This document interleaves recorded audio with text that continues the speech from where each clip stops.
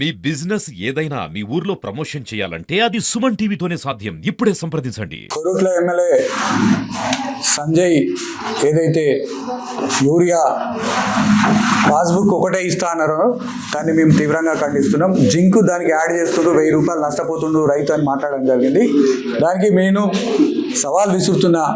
ఏదైతే మేము దాన్ని తీవ్రంగా ఖండిస్తున్నాం. అలాంటిది నియోజకవర్గంలో ఎక్కడ జరుగుతలేదు.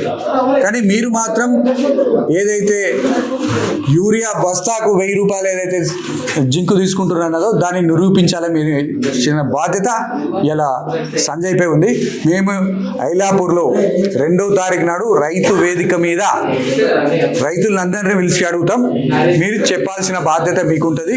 ఎవరు ఆ విధంగా చేసారు, కానీ ఈ విధంగా ప్రభుత్వం మీద ఏదైతే మీరు దుష్ప్రచారం చేస్తుందో దాన్ని మేము తీవ్రంగా ఖండిస్తూ ఇప్పటికైనా మీరు నియోజకవర్గ ప్రజలకు అది తప్పైందని క్షమాపణ చెప్పాలి. లేదు అంటే మీరు చర్చ వేదికలో మీరు నిరూపించాలి.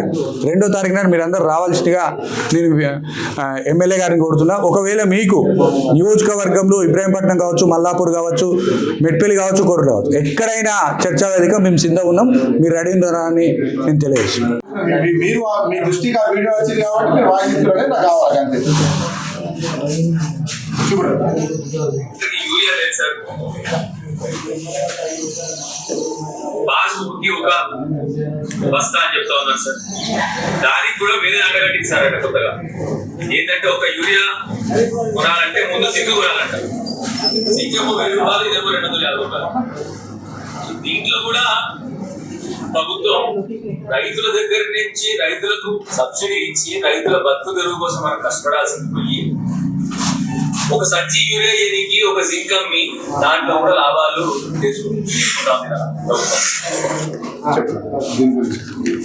అయితే ఆ విధంగా ఎమ్మెల్యే మాట్లాడింది కాబట్టి నేను సవాల్ విసురుతున్నా. 2వ తారీఖు నాడు ఐలాపూర్ రైతు వేదికకు మిమ్మల్ని రమ్మంటున్నా. అక్కడ ఉన్నటువంటి గ్రామస్తులు, అన్ని గ్రామాల మండలాల రైతులను కూడా రమ్మంటున్నాం.